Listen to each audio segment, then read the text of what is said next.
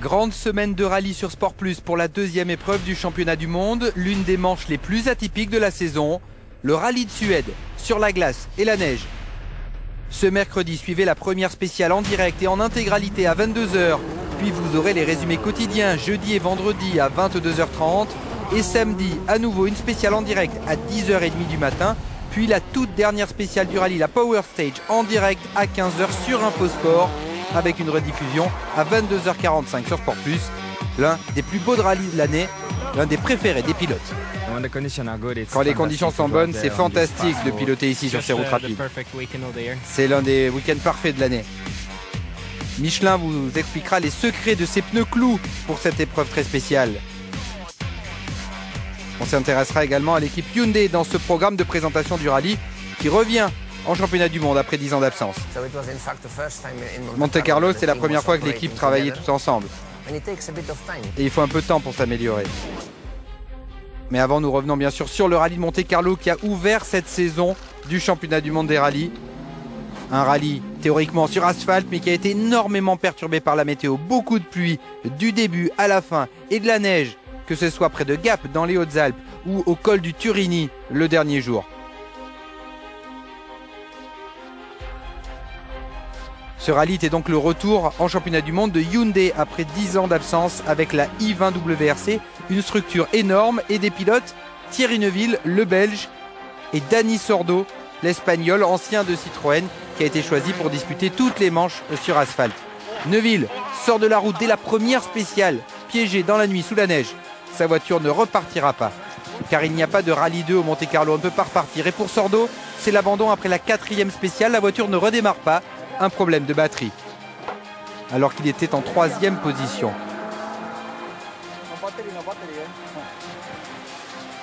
Voilà, pas de batterie, il ne peut pas repartir.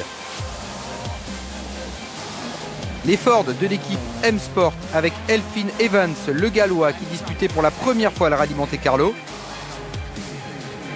Une performance correcte, il était 7e jusqu'au dernier moment quand il a gagné une position, lorsque son coéquipier Mikko Hirvonen a dû renoncer à cause d'une panne d'alternateur sur la liaison entre l'avant-dernière et la dernière spéciale, donc dans l'arrière-pays de Monaco, entre le col du Turini, que voilà, et la spéciale de Sospel.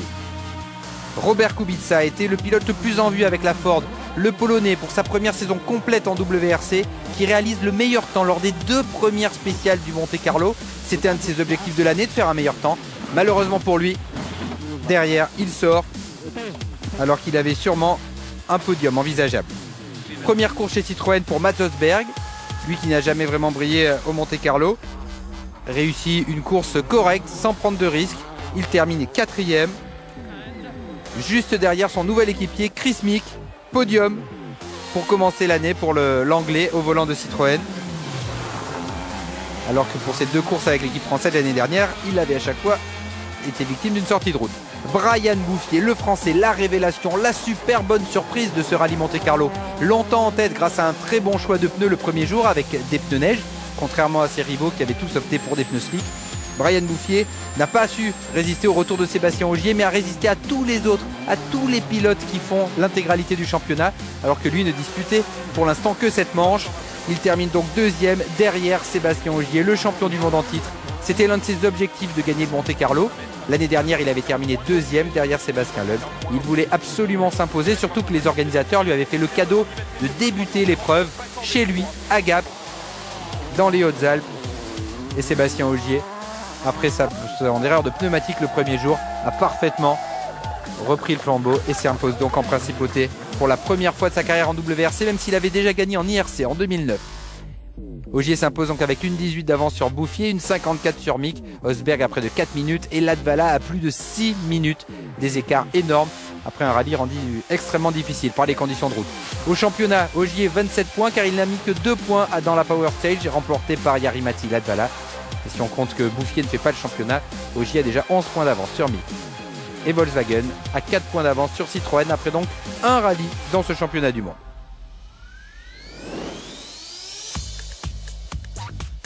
La deuxième manche de cette saison WRC nous amène donc en Suède pour le seul rallye vraiment hivernal de l'année avec des conditions théoriquement très neigeuses et des pistes glacées. Direction Karlstad, à l'ouest de Stockholm, même si le parc d'assistance sera basé un peu plus au nord, à Hagfors, pour se garantir de meilleures conditions d'enneigement. La première spéciale aura lieu mercredi soir, on l'a dit, en direct sur Sport+, 1 km 9 sur l'hippodrome de Karlstad. Jeudi, une journée sans assistance, 62 km, 6 spéciales, pas d'assistance à la mi-journée et 2 spéciales tracées en Norvège. Une petite incursion, cela fait plusieurs années que le rallye de Suède fait un petit tour en Norvège. Vendredi, 117 km au programme de cette deuxième journée, avec notamment la spéciale de Frederiksborg, 18 km terrifiants et adorés des spectateurs et des pilotes. Et enfin, samedi, pour terminer, 142 km avec le passage très célèbre dans Vargasen et le saut, le jump de Colin Crest. La forêt du Värmland en Suède est toujours superbe à cette période de l'année. Elle offre des paysages magnifiques, mais aussi l'un des rallyes les plus spectaculaires avec des vitesses moyennes très très élevées.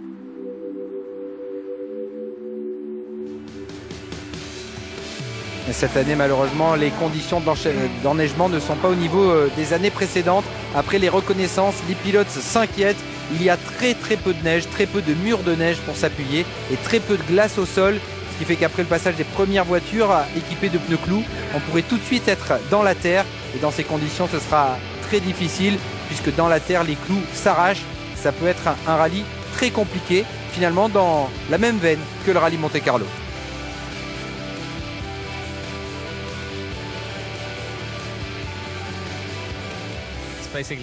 On peut dire que c'est mon rallye à domicile. C'est vraiment un rallye que j'adore. J'adore les spéciales, j'adore l'atmosphère. J'adore quand il y a de la neige et ces milliers de supporters norvégiens. C'est vraiment un super week-end. Ouais, pour moi, la Suède, c'est le meilleur rallye de l'année. Quand les conditions sont bonnes, c'est juste fantastique de piloter sur ces routes rapides. Il y a une superbe adhérence avec les pneus cloutés, c'est incroyable. C'est un super rallye, je l'ai gagné 2 fois.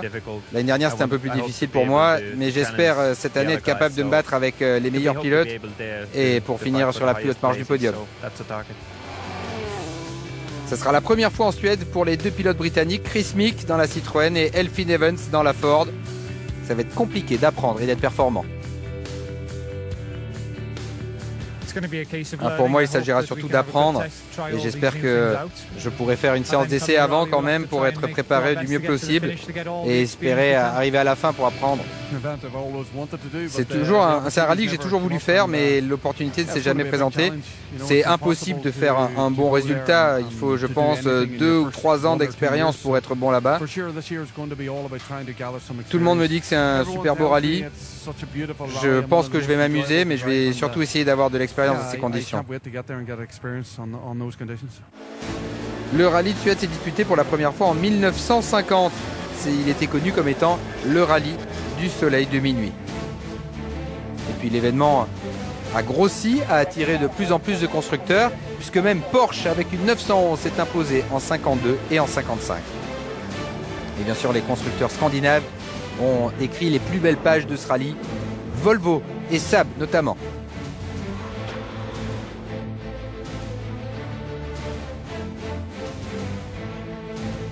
En 73, le rallye est rentré dans le championnat du monde. Et depuis toujours, il est dominé par les pilotes scandinaves. Stig Blomqvist s'est imposé 7 fois, il a le record. Marcus Gronholm a gagné 5 fois en 2000, 2002, 2003, 2006 et 2007. Des pilotes actuels, Hirvonen a gagné 2 fois, 2010-2011, et Latvala en 2008, sa première victoire en championnat du monde, et en 2012. Finalement, les seuls non-scandinaves à s'être imposés sont Sébastien Loeb en 2004 pour la seule victoire de Citroën en Suède. Il y a déjà 10 ans, puis l'année dernière, Sébastien Ogier qui s'impose devant Loeb pour la première victoire d'une Volkswagen. L'année dernière, c'était vraiment parfait pour moi parce qu'on a gagné la première course avec Volkswagen en Suède et c'était un moment très spécial et j'espère pouvoir le refaire cette année.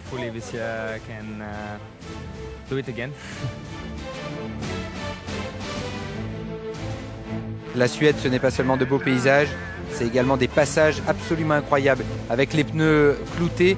Les pilotes ont une adhérence impressionnante. Et il y a ce jump, la colline crest, qui se passera samedi 2 fois dans la spéciale 19 et la 23. Le but, sauter le plus loin possible. C'est pas forcément efficace, mais un trophée est remis au pilote qui sera allé le plus loin.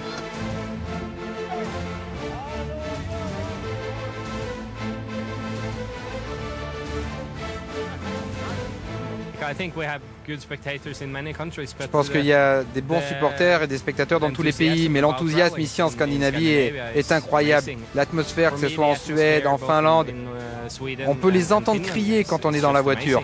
C'est vraiment incroyable.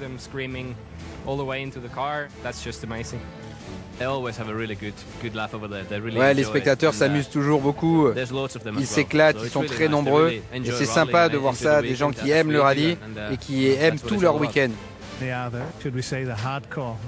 C'est sûrement les fans les plus hardcore, vous savez. Mais quand on voit des pilotes passer à 160 km/h en travers sur la glace, c'est quand même un spectacle assez incroyable. Et je peux comprendre du coup que des gens soient prêts à braver les conditions, le froid, pour pouvoir assister à un tel spectacle. Parce qu'on le voit dans aucun autre rallye. Hyundai a donc fait son retour avec une infrastructure impressionnante au rallye Monte-Carlo. Dani Sordo, Thierry Neuville, le Belge vice-champion du monde l'année passée, qui est donc le pilote numéro 1. Il participera à toutes les épreuves. Et le Monte-Carlo a été un challenge particulièrement difficile. L'équipe n'a eu que quelques mois pour se préparer, beaucoup moins que Volkswagen lorsqu'elle est arrivée l'année dernière en championnat du monde. Et le rallye s'est arrêté très vite. Thierry Neuville qui a donc abandonné dès la première spéciale après seulement 9 km. Pourtant, lors du shakedown, il avait montré des performances acceptables. Et même là, dans cette toute première spéciale du rallye, alors qu'il ne fait pas encore jour au Monte-Carlo, il était en tête au premier intermédiaire avant de sortir.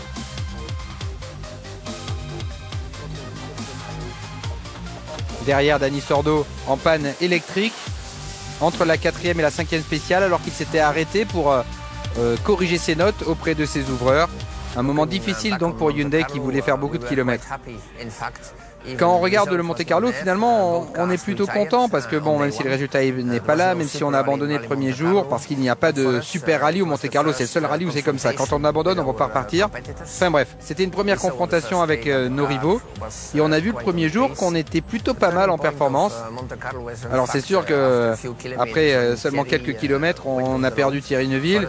C'était une première émotion, une grosse déception.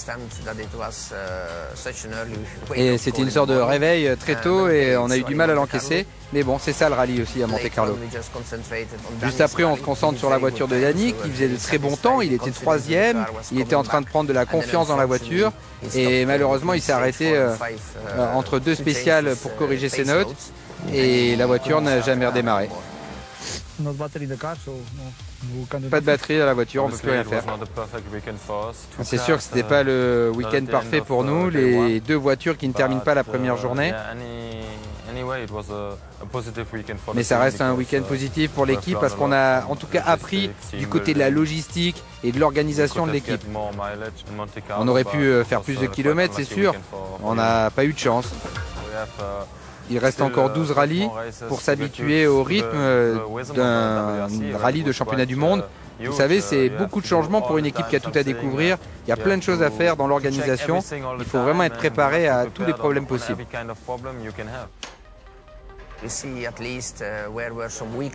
On a vu qu'on avait des faiblesses dans la structure et l'organisation de notre équipe et on sait maintenant ce qu'on doit améliorer pour les prochains rallyes. Vous savez, le Monte-Carlo, c'était la première fois finalement que l'équipe travaillait en conditions de course et il faut du temps. Après le Monte-Carlo, on a fait un gros débriefing, on a parlé des choses positives mais aussi de toutes les négatives car il y a des choses qu'il faut vraiment changer dans notre façon de travailler. J'espère qu'en Suède, on aura vraiment la nouvelle organisation, que tout ira mieux, même si on peut pas tout changer en un jour, il y a moyen d'améliorer et de réduire les problèmes. Donc, beaucoup de travail pour l'équipe Hyundai. La deuxième voiture n'est pas aux mains de Dani Sordo ce week-end, elle est aux mains de Juho Hänninen, le Finlandais, l'un des pilotes de développement de Hyundai qui a fait énormément de kilomètres pendant l'année 2013. C'est sûr que Juho est très content d'être au départ en Suède, il a fait plus de 3500 km en essai avec nous. Il a vraiment faim, il est affamé à l'idée d'être rentré en compétition. Donc Hyundai compte sur l'expérience de Juha Hänninen. Et ce sera Atkinson dans la voiture au Mexique. Il y a besoin de l'expérience d'Hänninen parce qu'il faut une technique particulière en Suède pour maîtriser la glace et la neige. Regardez les murs de neige. Ils peuvent quelquefois vous piéger, mais on peut aussi s'en sortir et ils peuvent même aider un pilote dans certaines circonstances. Et ça, les pilotes scandinaves savent le faire parfaitement, à l'image de Jari-Matti Latvala.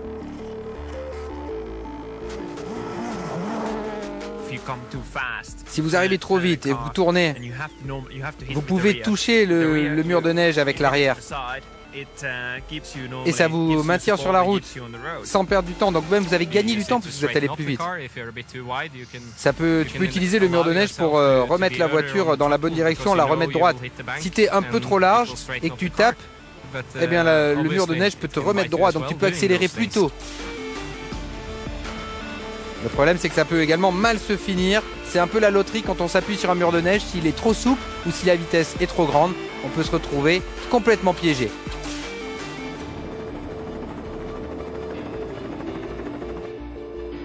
D'ailleurs, la plupart des équipages emportent des pelles, comme Kimi Raikkonen il y a quelques années, pour pouvoir se dégager. Si vous arrivez trop vite et que vous appuyez trop profondément dans la neige fraîche, eh bien ça peut faire tourner la voiture si vous faites un tête à queue. Et si vous tapez avec le pneu avant, alors là vous pouvez être complètement... En fait c'est un peu plus risqué, vous pouvez tenter du coup et le mur de neige peut vous sauver, mais il peut également vous piéger. Donc normalement il y a de la belle glace sur les pistes en Suède, mais les conditions météo donc cette semaine sont plutôt difficiles, un peu comme en 2008. Il n'y a pas assez de neige et très vite les pilotes risquent de se retrouver sur la terre avec une température autour de 0 degré et non pas à -20 comme on a pu l'avoir lors des années précédentes. Néanmoins les voitures vont être préparées pour affronter ces conditions. Tous les éléments mécaniques ont une préparation spécifique, les fluides également. C'est vraiment un rallye à part. Mais un des éléments primordiaux et uniques dans l'année, justement, c'est ces pneus cloutés fournis par Michelin aux principales équipes avec 384 clous par roue, des clous qui font chacun 6 mm et demi.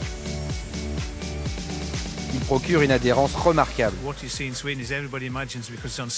Tout le monde pense que la Suède, mais comme on est sur la glace et sur la neige, il n'y a aucune adhérence et qu'on va glisser. Mais en fait non, avec ces pneus, on a beaucoup d'adhérence et c'est un gros plaisir pour les pilotes. Par moment, on peut vraiment piloter tout en dérapage, c'est superbe. On ne voit ça qu'en Suède. Ces pneus sont incroyables, ils sont très bons dans la neige. Il y a plus d'adhérence que sur la terre. On peut être vraiment vite. Donc chaque pneu est équipé donc de 384 clous. Il mesure 2 cm mais seulement 6 mm et demi dépasse. Mais attention, il s'arrache très vite, surtout si on roule sur de la terre. Il faudra en prendre soin s'il y a peu de glace sur ce rallye car c'est le seul choix pneumatique proposé. Ces pneus sont moins larges que les pneus habituels, 19 cm et demi, alors que sur terre ils font 20 et demi et sur asphalte 23 cm et demi. Grâce à ces pneus, l'adhérence est particulièrement phénoménale.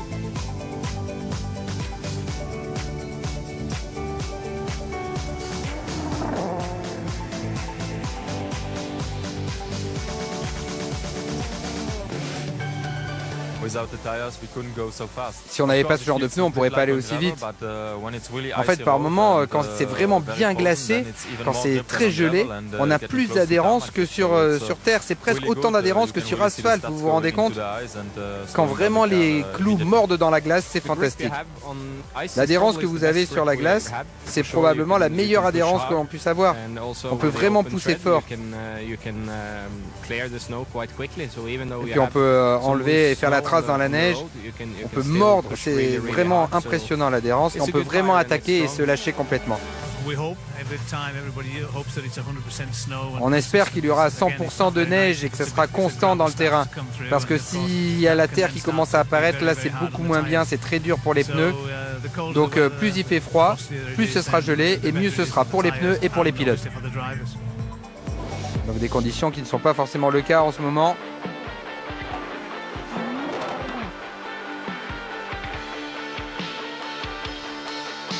Et qui pourrait donc transformer ce rallye de Suède en loterie.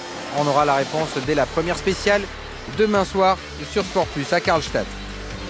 Hyundai a préparé ce rallye avec 5 jours d'essai en Finlande près de Rovaniemi juste avant Noël.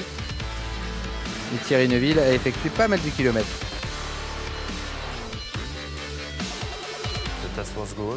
Le test a été bon, je me sentais bien dans la voiture.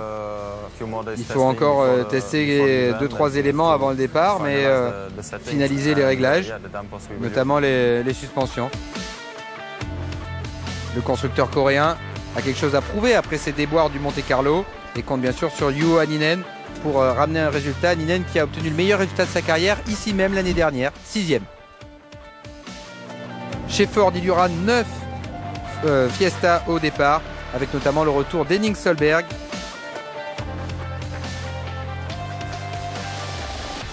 Lui qui ne parvient plus par manque de budget à faire des programmes complets, mais qui a déjà brillé dans le passé. Mais qui a aussi connu quelques déboires, comme avec la 307. Ce jour-là, rouler sans pare-brise dans la neige, c'était un véritable cauchemar. On verra également les 3 vainqueurs de la WRC Academy.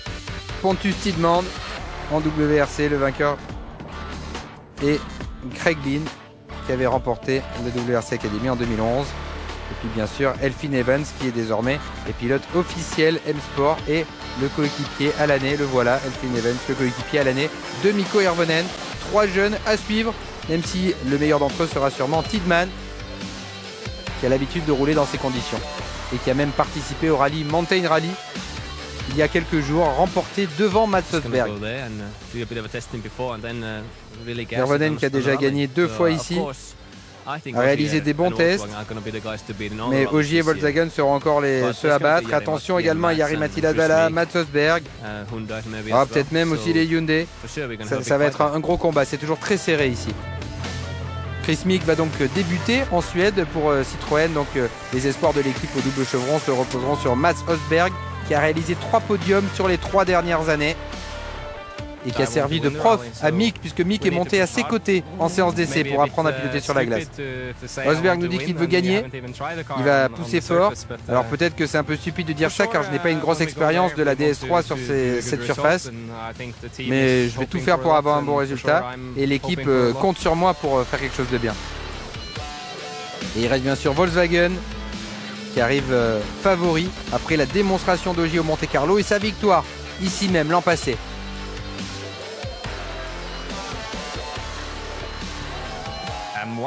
Je suis l'un des favoris, c'est sûr. Mais il y a également tous les pilotes scandinaves qui sont très rapides. On ne peut pas oublier Mats Östberg, Mikko Hirvonen, Jari-Matti Latvala.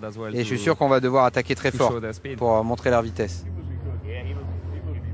Et oui, Latvala qui a gagné également 2 fois est à suivre pour ce rallye. Donc on se retrouve sur Sport Plus pour la première spéciale dès ce mercredi à 22 h. Les autres rendez-vous quotidiens à 22 h 30 tous les jours. Et puis les 2 dernières spéciales du rallye, samedi matin à 10 h 30 et celle de 15 h en direct sur Infosport. Du spectacle cette semaine sur les antennes du groupe Canal avec ce rallye de Suède. Salut!